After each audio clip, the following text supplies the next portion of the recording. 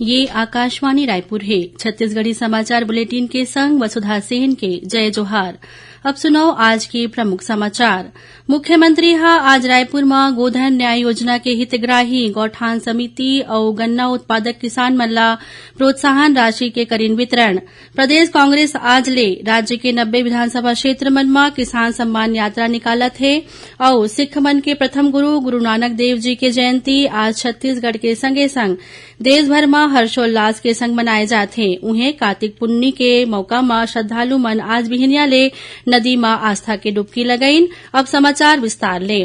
मुख्यमंत्री भूपेश बघेल कहिन है कि छत्तीसगढ़ में राष्ट्रपिता महात्मा गांधी के स्वावलंबी गांव के परिकल्पना धीरे धीरे साकार हुआ थे। उमन कहिन कि गोधन न्याय योजना के तहत गांव में बनाए गए गौठान मन में 3089 गौठान स्वावलंबी हो गए है।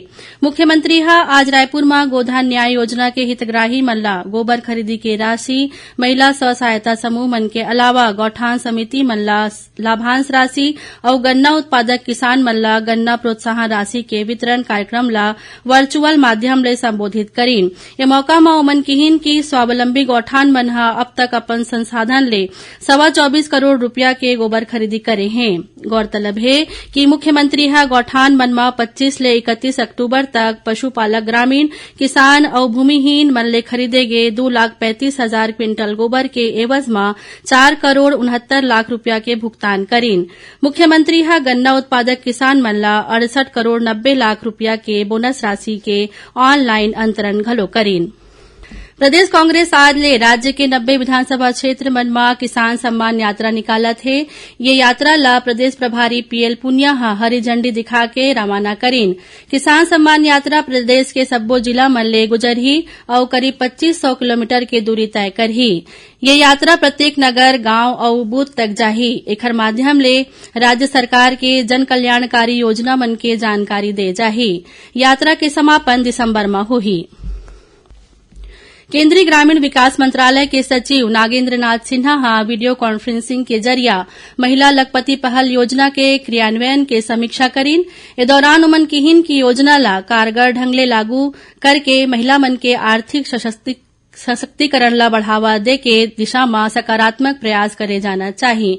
उमन दिशा में राष्ट्रीय ग्रामीण आजीविका मिशन के संगे संग मनरेगा और दूसर योजना मन के सहारा लेके आजीविका संबंधी अलग अलग गतिविधि मन ले महिला स्व सहायता समूह मन ला व्यापक रूप ले जोड़े बर कहिन। वीडियो कॉन्फ्रेंसिंग के माध्यम ले छत्तीसगढ़ के अपर मुख्य सचिव सुब्रत साहू और राजनांदगांव कलेक्टर डोमन सिंह घलो योजना के क्रियान्वयन के जानकारी देन। बता दें कि केंद्रीय ग्रामीण विकास मंत्रालय रहले पूरा देश के चयनित 100 जिला मन में महिला लखपति पहल योजना के क्रियान्वयन करे जात है। 100 जिला मन में कोंडागांव जिला ला घलो शामिल करे गे है। केंद्रीय रिजर्व पुलिस बल सीआरपीएफ के विशेष महानिदेशक नितिन अग्रवाल सुकमा जिला के बुरकापाल के दौरा करीन। ये दौरान अतिरिक्त महानिदेशक ऑपरेशन वितुल कुमार घलो उखर संग रहीन। दोनों अधिकारी मन सीआरपीएफ और कोबरा बटालियन के जवान मन ले मुलाकात करीन और उखर हौसला बढ़ाइन। ये दौरान अधिकारी मन बुरकापाल के शहीद स्मारक में पुष्प अर्पित कर शहीद जवान मन ला श्रद्धांजलि देन। ये अवसर में सीआरपीएफ छत्तीसगढ़ के महानिरीक्षक साकेत सिंह और उप महानिरीक्षक अरविंद राय घलो उपस्थित रहीन। एती बीजापुर जिला में सुरक्षा बल 4 झीन माओवादी मन ला गिरफ्तार करे हैं। इखर करा ले विस्फोटक सहित माओवादी सामग्री बरामद करे गए है। बताया जात है कि डीआरजी और सीआरपीएफ के संयुक्त दल तलाशी अभियान में निकले रहीन। ये दौरान बासागुड़ा और आवापल्ली थाना क्षेत्र में घेराबंदी करके ये माओवादी मन ला गिरफ्तार करेगी।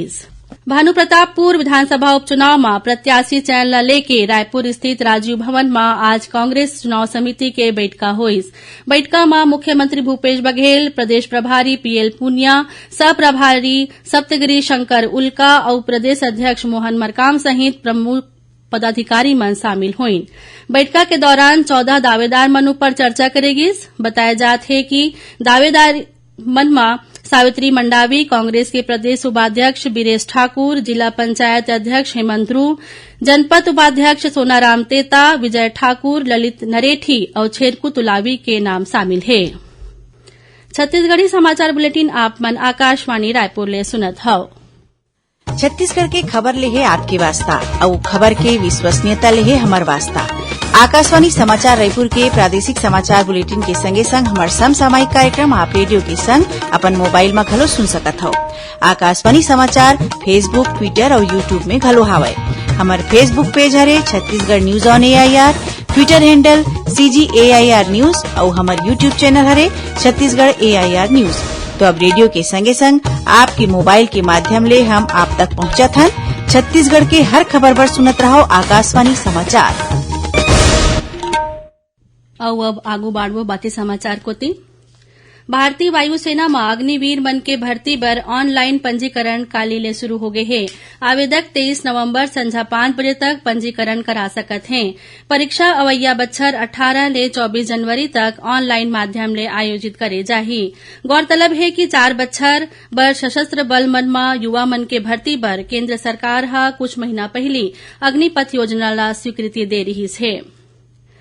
पाछू 24 घंटा के दौरान प्रदेश में अलग अलग सड़क दुर्घटना में 7 जन लोगन के मौत हो गए। रायगढ़ जिला के पुंजीपथरा थाना क्षेत्र में हुए सड़क दुर्घटना में 3 झीन युवक मन के मौत हो गए। बताया जात है कि विपरीत दिशा ले आवत बस के चपेट में आए ले मोटरसाइकिल सवार 3 झीन युवक मन में 2 झीन के मौका में ही मौत हो गए। उन्हें 1 झीन युवक हा इलाज के दौरान दम तोड़ दीस। इति बलौदाबाजार भाटापारा जिला के पाहंदा गांव करा पाछू रतिया कार के चपेट में आए ले मोटरसाइकिल सवार 2 झीन युवक मन के मौका में ही मौत हो गए। उन्हें एक अन्य युवक घायल हो गए है। ओती राजनांदगांव जिला के डोंगरगांव नगर के करियाटोला करा यात्री बस के चपेट में आए ले मोटरसाइकिल सवार 1 झीन मनखे के मौत हो गए।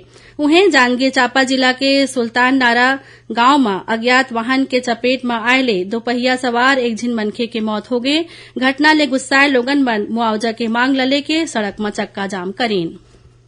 सिख मन के प्रथम गुरु और सिख पंथ के संस्थापक गुरु नानक देव जी की जयंती आज छत्तीसगढ़ सहित देश भर में हर्षोल्लास के संग मनाए जाते हैं।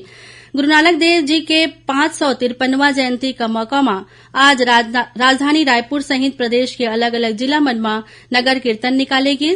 राष्ट्रपति द्रौपदी मुर्मू, उपराष्ट्रपति जगदीप धनखड़, प्रधानमंत्री नरेंद्र मोदी, छत्तीसगढ़ के राज्यपाल अनुसुईया उइके और मुख्यमंत्री भूपेश बघेल हा गुरु नानक जयंती में आम जनता ला बधाई और शुभकामना दीन। राज्यपाल और मुख्यमंत्री रायपुर के खालसा स्कूल में आयोजित गुरु नानक जन्मोत्सव कार्यक्रम में शामिल हुईन।